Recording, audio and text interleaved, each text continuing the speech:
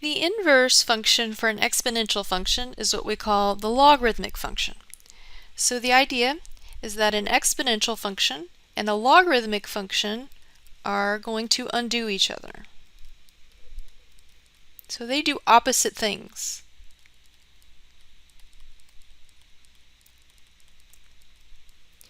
So here we're going to talk about using logarithmic functions to solve exponential equations.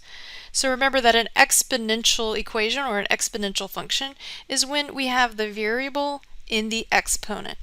So here we have b to the x power equals some number, or some number equals b to the x power. So the fact that the variable is in the exponent tells us that we're working with an exponential equation. So our goal in the first chapter of Math 1324 will be to solve for that variable x. So how do we solve for a variable that's trapped in the exponent of an exponential equation? So we have 4 steps that we're going to use to solve for that variable that's trapped in the exponent. The first thing that we're going to do is isolate the exponential expression. So what we're going to do is we're going to look at the equation, and we're going to find the variable, and we want to identify just the number that's directly in front of it. Now, it could be on the left side or the right side. We don't really care, as long as it's on one side by itself.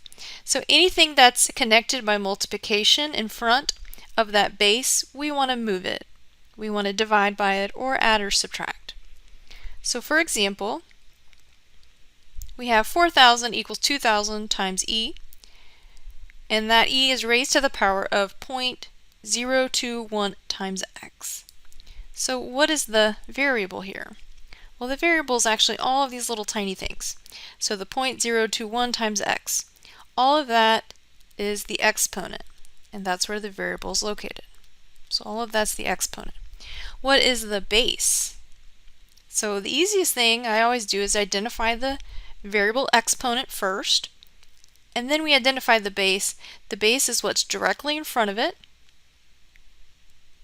So in this case, the base is only the e. You will say, well, what about the 2,000? Doesn't the 2,000, isn't that part of the base? So what's happening between the 2,000 and the e is multiplication. An exponent only applies directly to its base. It does not apply or cross over multiplication to apply to the 2,000. So in this case, the base and the exponent are the e raised to that 0.021 times x power. Our first goal is to get rid of anything that is not the base or the exponent. So if I can't label it as the base or the exponent, then I need to get rid of it. So how do I undo 2,000 times something? How do I get rid of the 2,000 that's being multiplied in front? Well, to undo multiplication, we do division. So we're going to divide both sides by that 2,000 that we want to get rid of. Okay, so on the left side I have 4,000 divided by 2,000. Let's simplify that to be 2. On the right side, the 2,000s divide out, and I'm left with e to that 0.021 times x power. The first step is really important. We want to isolate or get by itself the base and the exponent, and then everything else on the other side. Alright, what's our next step? The next step is where that natural logarithm or that logarithm is going to come into play. So the natural logarithm is the log with a base of e. So we think log with a base of e, but we write ln. So in this case, we are going to apply ln to both sides, or the natural log. So we call it natural log, that's ln and n, standing for natural log. Okay, so we're going to apply that to both sides of the equation at the same time. So whatever's on the left side is going to go inside of that natural log function, and whatever's on the right side is also going to go into that natural log function.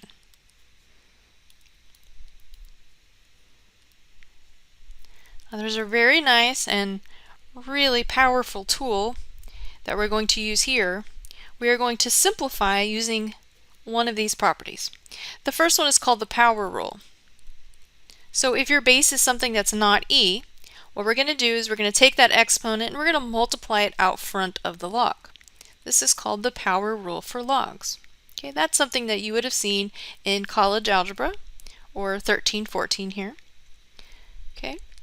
And we also have another rule. This one's really nice and really powerful. If you have natural log and you have the natural base, the natural log and the natural base are direct opposites of each other. They actually cancel each other out.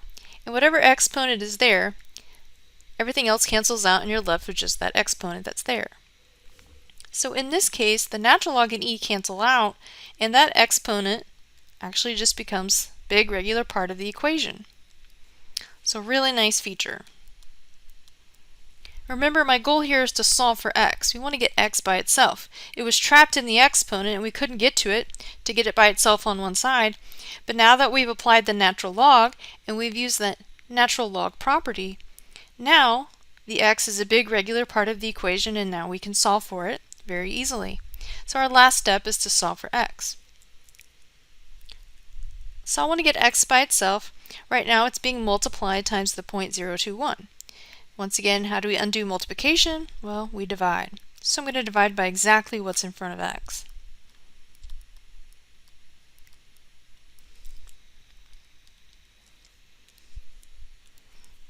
Okay, so our final answer is the natural log of 2 divided by the 0.021.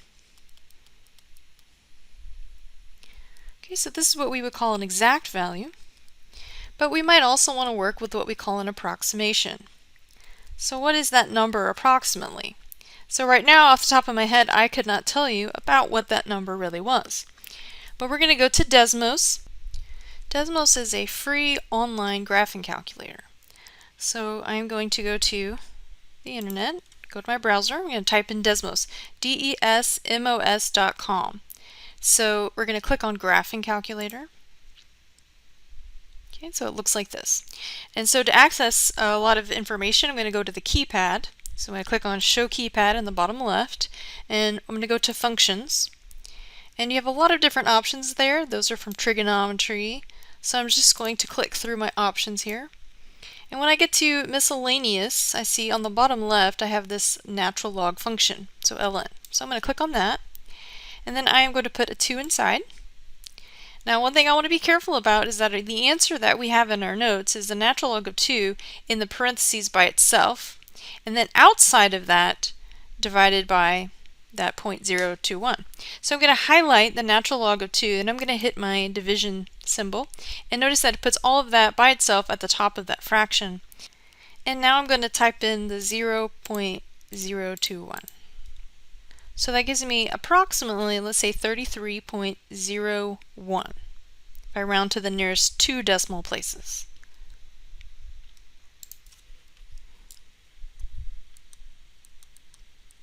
Right, so you should get familiar with the idea of an exact answer and then also an approximate value using Desmos. All right, our next problem is a problem that we're going to see in the next few class sessions. We are once again solving an exponential equation. How do I know it's an exponential equation? Well, the variable that I want to solve for is trapped in the exponent again.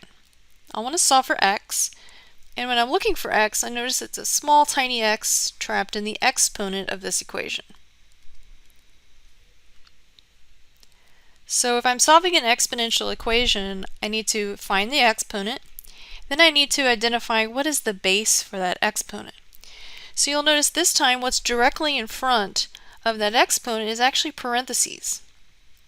When there's parentheses directly in front of an exponent, everything in the parentheses then is included as part of the base. But anything that's outside of the parentheses is not considered to be part of the base. We notice that the 3000 is actually connected to that parentheses by multiplication. The exponent only sees what's directly in front of it. It does not extend past any multiplication. So we need to get rid of the 3000. So it's 3000 times. So to get rid of the 3000, I'm going to divide. I'm going to do the opposite of multiplication. So now we have 10,000 divided by 3,000 is equal to, we have 1 plus all of that, and raised to the power of 12x. Now if you wish to simplify, you're welcome to simplify the 10,000 over 3,000, and that would be 10 over 3. You don't need to, but you can. So if you want to do that, that is fine. I'm going to leave everything exact until the very end though. So I'm not going to try to put that in my calculator and get an approximation. I'm going to leave everything exact until the very end. So after we have isolated the exponential expression, or we got the base and the exponent by itself, then we're going to apply the natural log to both sides. So we're going to put ln on both sides of the equation. So we get ln of 10 over 3 equals, and then ln, or natural log, of 1 plus all of that inside. Okay, and that exponent again is 12x. After we apply the natural log, then we're allowed to simplify using these log properties. So we don't have e this time, so the base is not e. If the base is not e, then we use what we call the power rule. That means we take whatever the exponent is, in this case it's 12x, and we're going to multiply it out front of that ln. Okay, that's what we call the power rule for logs. So on the left-hand side, nothing changes. We still have natural log of 10 over 3. But on the right side, I'm going to bring out that 12x, and now it becomes a big regular 12x that gets multiplied times the front of that ln, or that natural log.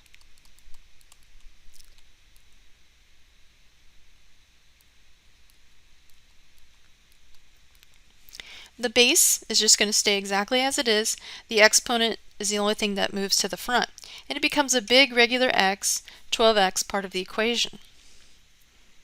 Now remember that our whole goal is to get x by itself. Now that x is a big regular part of the equation, then I want to get rid of anything that's multiplied times x. So all of this needs to go. All of that is getting multiplied times the x that I want to get alone. So how do I undo or get rid of things that are multiplied times the x that I want to get alone? Well, I'm going to divide by those pieces. So we're going to divide by 12. And then I'm also going to divide by the natural log of 1 plus the 0.096, lost my 12, divided by 12.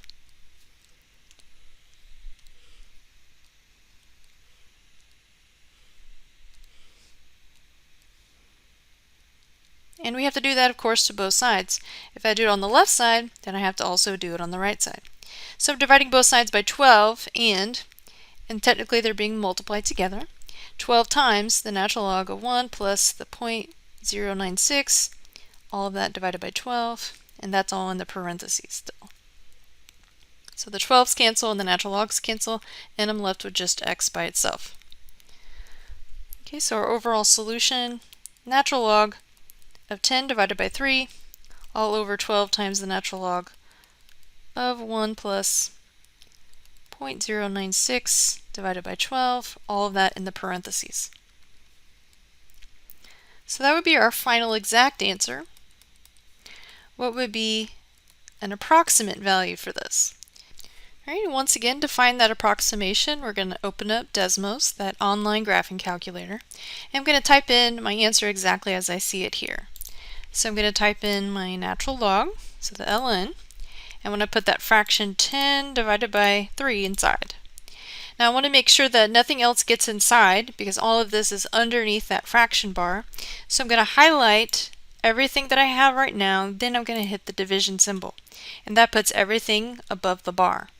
Now I'm going to type in 12 times, pull up that natural log function again, and then I'm going to put all of that inside. So 1 plus 0.096, and I'm going to divide that by.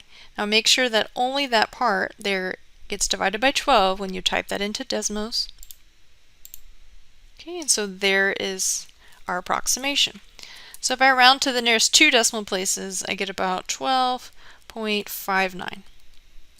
Alright, so you should be comfortable finding the exact value and then also using Desmos to find the approximation.